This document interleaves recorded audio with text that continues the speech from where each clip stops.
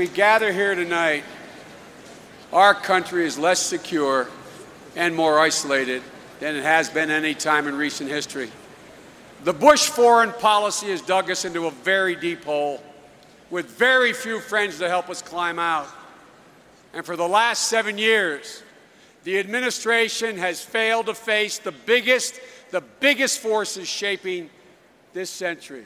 The emergence of Russia, China, and India as great powers, the spread of lethal weapons, the shortage of secure supplies of energy, food, and water, the challenge of climate change, and the resurgence of fundamentalism in Afghanistan and Pakistan, the real central front in the war on terror.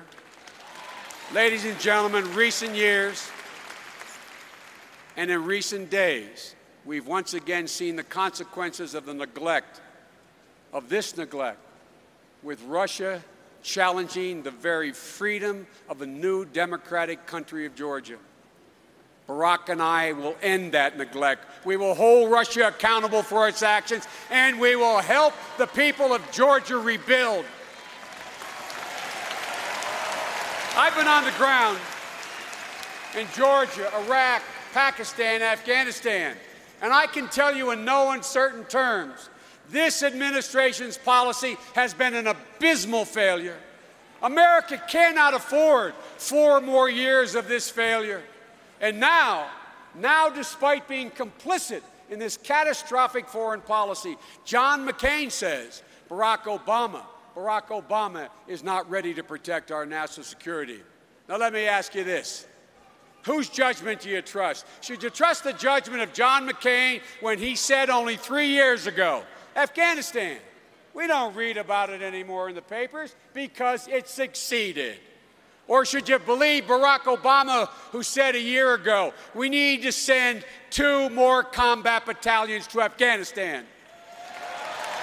The fact of the matter is, Al-Qaeda and the Taliban, the people who actually attacked us on 9/11, they've regrouped in the mountains between Afghanistan and Pakistan, and they are plotting new attacks.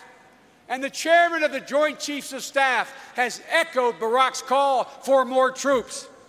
John McCain was wrong, and Barack Obama was right.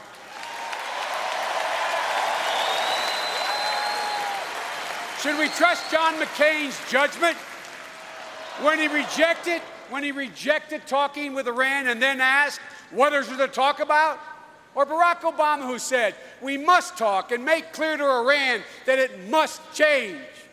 Now, after 7 years of denial, even the Bush administration recognizes that we should talk to Iran because that's the best way to ensure our security.